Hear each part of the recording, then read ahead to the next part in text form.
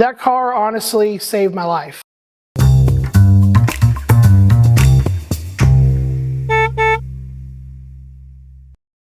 I own a 1975 Oldsmobile Cutlass Supreme W30.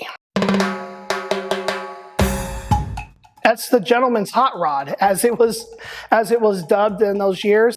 It's got more big body Cadillac feel with, you know, a little bit of horsepower. It has the original 455 in it. It's actually mostly original that we've left that car. It came from the factory rated at 190 horsepower because we were in the middle of the CARB era, the clean air and smog era. So they started to took the compression down from 8.5 to 1. So that took a lot of horsepower out of the engine. She doesn't have a lot of horsepower, but she does like to boogie.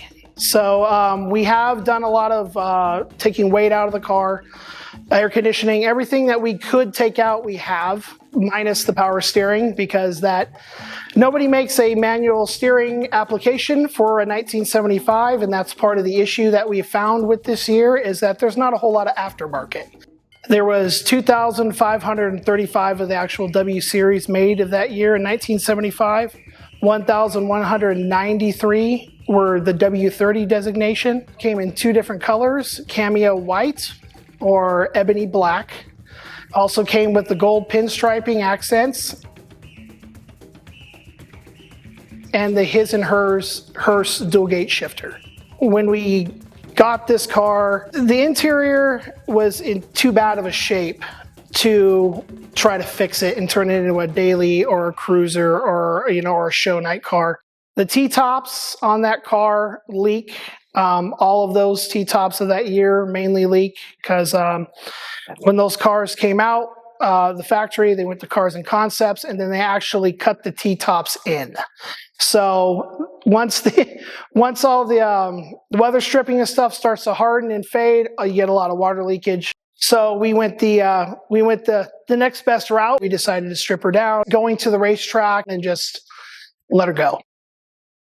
I was retired from the United States Air Force as a mechanic. Once I left, you kind of lose that purpose a little bit and you lose your community. I also lost the ability to work with my hands on a daily basis. I went through a pretty significant life change and I was kind of struggling at the moment of really finding my place and finding where I'm going to fall.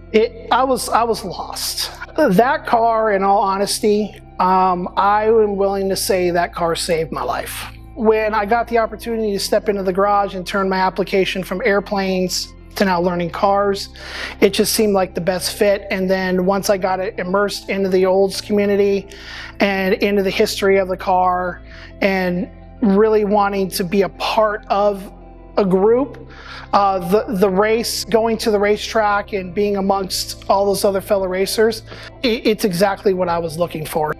I am a race car driver, actual, you know, still learning in a lot of avenues. I've only been driving for 5 seasons. I currently race in the American Nostalgia Racing Association, ANRA, at Formosa Drag Strip. They are 82 and earlier. Not a whole lot of electronics, so no like delay boxes or anything like that. So a lot of it's on the driver.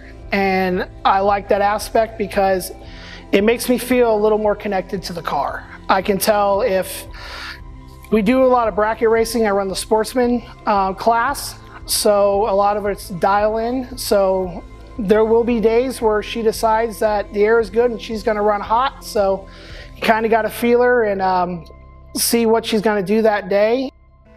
It's just the overall camaraderie that we get at the track, I think, is the best part about being a driver, because you can go to all these other pits and you can look at all these beautiful cars. It's like being almost at a car show and a race. And when you get around like-minded people, they don't mind sharing some of the tips and tricks and letting you see what they do and learning from their experience and drawing from, you know, racers that have been doing this for 30 plus years. It's just an overall incredible experience that I never thought I would have ever had in my younger years, because we weren't car people when I was growing up. We affectionately call the Queen Mary Olds, who was That title was given by the announcer at the racetrack. He dubbed it that, so it stuck, and that's where we're at today. Where did you get that name from?